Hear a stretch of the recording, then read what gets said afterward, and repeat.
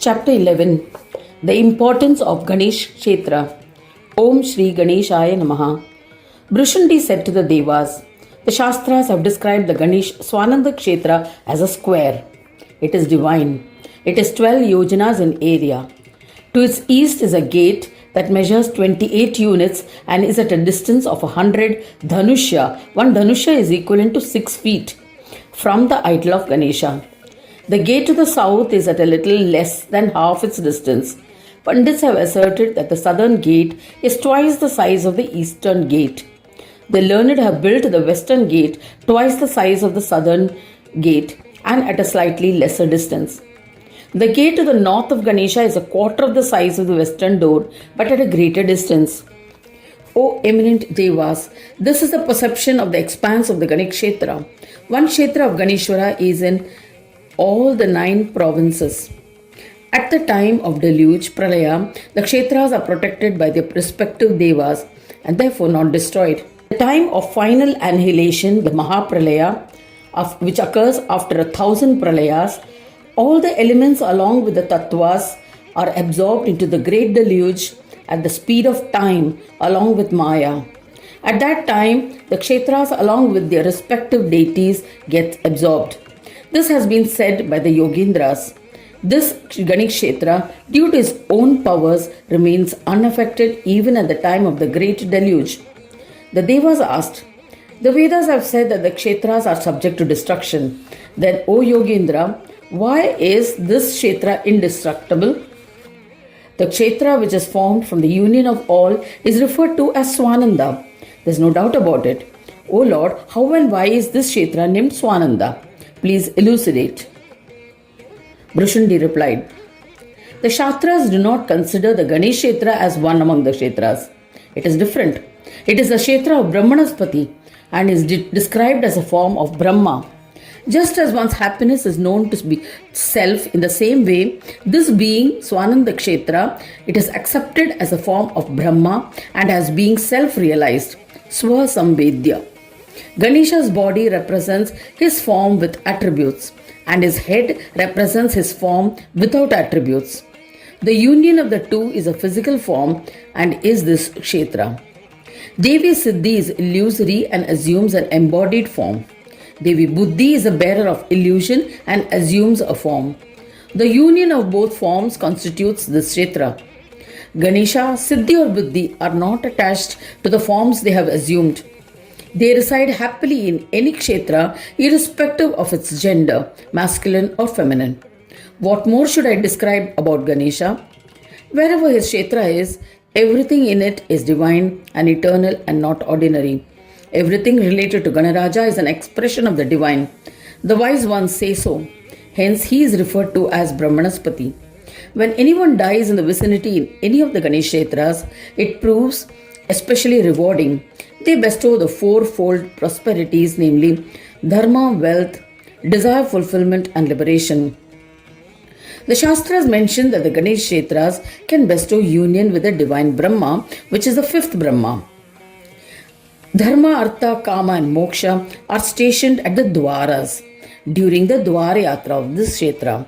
Therefore, those who undertake this Dwara Yatra attain these with ease at entrance. Anyone who dies in the Ganesh Kshetra will attain the 5th Brahma due to the merits of the Kshetra and is united with the Ganesh Brahma. There is no doubt about it. This Kshetra of Ganesha can bestow divinity to both Devas and Asuras. The place where Shiva and other Devas attained self-realization was established by them as Ganesh Kshetra. The Kshetra is considered godly.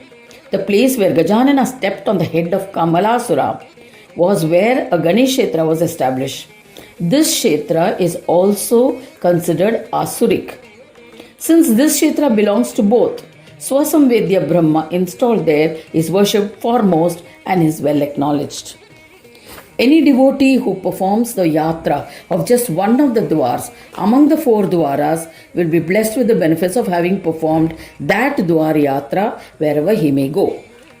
If one performs a dwar yatra just once with devotion, irrespective of the intentions, the devotee shall attain all that he desires as a result. One who stays in the Kshetra and performs the Dwar Yatra will be reverential to the people living in the Kshetra and in the end shall become one with the divine. There is nothing more powerful than a Ganesh Kshetra in this universe. The fifth type of prosperity is the attainment of divinity which is possible in this Kshetra. It is different from the other four types, namely Dharma, wealth, desire fulfillment and liberation. While describing this Ganesh Kshetra, Pandits have divided the Kshetra into three sections, depending on their locational, internal or external. On O Devas, listen. The three sections are Garbhagraha, Vasagraha, Yojana Graha. The sanctum sanctorum with an expanse of half a yojana.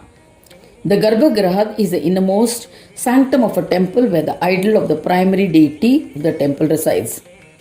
This is the residence of Ganesha. It is such a kshetra that all incarnations of Ganesha manifest.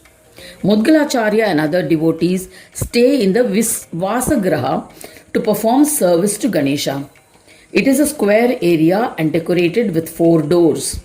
It bestows desire fulfillment and siddhis to devotees. On the eastern side of Ganesha, at a distance of 100 dhanusha or slightly less, is the all siddhi bestowing eastern dwara of the sanctum sanctorum. Devi Buddhi resides here. She is worshipped by Vidya and Kala, knowledge and arts. By worshipping her, devotees attain wisdom. On the southern side of the sanctum sanctorum of Ganesha is located the southern dwara at twice the distance from eastern dwara. Ganas like Pramoda and others residing here are immersed in the eternal joy of Brahma. By performing their puja, devotees attain the status of Ganapatyas.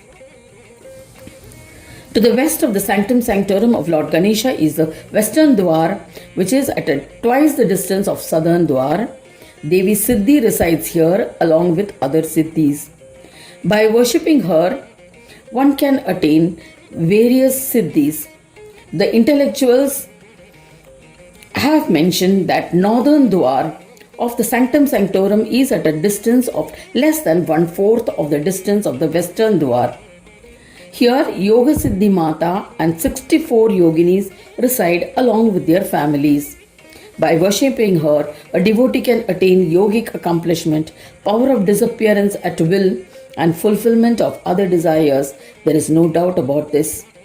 Those who perform the yatra of the sanctum sanctorum regularly or on Chaturthi will be blessed with fulfillment of all desires. Whenever a devotee arrives to this kshetra for the Dwar Yatra, he should perform the yatra of the Garbhagraha Dwaras with devotion. The area of the kshetra which surrounds the sanctum sanctorum is known as the Devalaya. Here, several devas from Swarga keen on worshipping Ganesha reside. The Devalaya is square shaped and 3 yojanas in area. I shall briefly mention to you about its 4 dwaras. To the eastern side of Ganesha, at an approximate distance of 114 dhanusha, is the eastern dwara. Here, the most frightful form of the lustrous Nagna Bhairava resides. He is naked mendicant who has untied hair and is holding a trident. By worshipping him, a devotee is blessed with whatever he desires to possess and is liberated from sufferings involved after committing sins. O Devas, at twice the distance of the eastern dwara from Ganesha is the southern dwar where Nilakanta Shiva resides. A devotee who performs his puja is liberated from bondage and becomes immune to poison. To the western side of Vignaraja and at twice the distance from the southern dwar dwells Kritivasa as the Dwarpala. By worshipping him, a devotee attains liberation from asuric afflictions. Performing the yatra bestows fulfillment of desires. To the northern side, at a distance of 3/4 the distance from the western dwar, is the northern dwar. It is the residence of Bhimeshwara. By worshipping him and conducting a yatra of this dwar, a devotee is bestowed with immediate authority, strength and everlasting health. I will narrate the description of the third kshetra. This holy kshetra is named Mayura Kshetra and contains 4 dwars. At a distance of 1 yojana from this kshetra is a square-shaped Deva Kshetra. it bestows fourfold prosperity. If any human being dies on the eastern side of the Kshetra, then he ascends to Vaikuntha Loka, as the eastern side is that of Vishnu. If any human being dies within 1 yojana perimeter from the southern Kshetra, then he ascends to Kailash Loka, the abode of Shiva. If anyone dies on the western side of Mayura Kshetra within 1 yojana perimeter, he will ascend to Shakti Loka, the abode of Shakti. If anyone dies on the northern side of the Mayura Kshetra within a 1 yojana perimeter, he will ascend to Surya Loka, the abode of Surya. In this manner, I have described to you the glory of the Kshetra with examples. Anyone who reads or listens to it will be relieved of all his sins. O Devas, go there, install an immovable idol of Ganesha, perform its puja, and you will definitely be blessed with all siddhis. Thus ends the 11th chapter titled The Importance of the Ganesh Kshetra in the 6th Khanda of the Puran Upanishad, Srimad Mudgal Puran, describing the legends of Vikata, dedicated to Sri Gajanana. End of chapter 11.